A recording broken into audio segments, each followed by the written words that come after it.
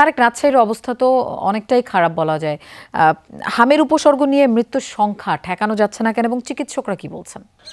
লোপা চিকিৎসকরা যেমনটি বলছেন যে তারা তাদের সাধ্যমতো চেষ্টা করে যাচ্ছেন এখন পর্যন্ত। তবে যারা এই রোগে হামের যে রোগে আক্রান্ত অভিভাবকদের কিন্তু যে সার্বিক যে সচেতনতা সেটি কিন্তু থাকতে হবে এবং কোনো উপসর্গ দেখা মাত্রই বিশেষজ্ঞ চিকিৎসকের পরামর্শ নিতে হবে এবং রাজশাহী মেডিকেল কলেজ হাসপাতালে ভর্তি হতে হবে। এবং আজকেও আমি রাজশাহী মেডিকেল কলেজ হাসপাতালে এবং রাজশাহীর যে রয়্যাল হাসপাতালে সেখানে যতটুকু তথ্য পেয়েছি মোট ৩ জনের কিন্তু হামের উপসর্গ নিয়ে মৃত্যু হয়েছে। এবং রাজশাহী মেডিকেল কলেজ হাসপাতালের যিনি এখানকার দায়িত্বরত যারা চিকিৎসক রয়েছেন তারা যেমনটি বলছেন যে এখন পর্যন্ত যে নতুন আইসোলেশন ওয়ার্ড থেকে শুরু করে রাজশাহী মেডিকেল কলেজ হাসপাতালের যে আইসিইউতে 12টা বেড ছিল সেই 12টা বেডের জায়গায় আরও 6টি বেড কিন্তু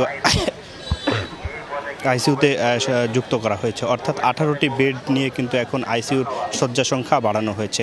তবে রাজশাহী মেডিকেল কলেজ হাসপাতালে রোগীদের যে চাপ সেটি কিন্তু রয়েছে। 24 ঘন্টায় নতুনভাবে মোট 18 জন রোগী ভর্তি হয়েছে এবং এই এখন পর্যন্ত রাজশাহী মেডিকেল কলেজ হাসপাতালে এই গত কয়েক মাসে কিন্তু 429 জন কিন্তু হামের সাসপেক্টেড রোগী তারা ভর্তি হওয়ার যে রেকর্ড সেটি কিন্তু হয়েছে। এবং এখন পর্যন্ত রাজশাহী মেডিকেল কলেজ হাসপাতালে 43 জনের মৃত্যু হয়েছে। এছাড়াও রাজশাহী মেডিকেল হাসপাতাল এবং বাইরের রয়্যাল হাসপাতাল সিডিএমে কিন্তু মৃত্যুর সংখ্যাটি সেটি আরও অনেকটা বেশি।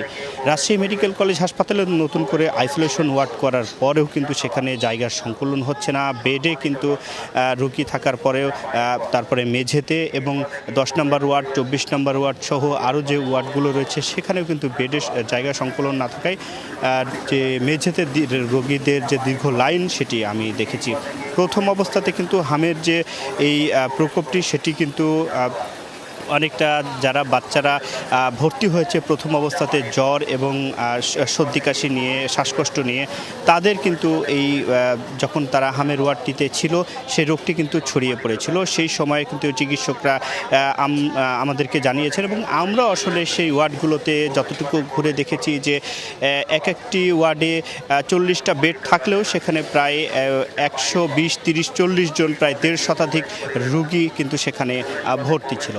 এবং এই অবস্থায় রাজশাহী মেডিকেল কলেজ হাসপাতালে কর্তৃপক্ষ যেমনটি করে যে 30 নম্বর ওয়ার্ডকে তারা 40 বেডের একটি আইসোলেশন ওয়ার্ড সেটিতে কিন্তু রূপান্তর করে। এবারে রাজশাহী মেডিকেল কলেজ হাসপাতালে যে আইসি ওয়ার্ডটি ছিল শিশুদের 12টি বেড থাকলেও সেখানে 18টি বেড কিন্তু সংযুক্ত করা হয়েছে।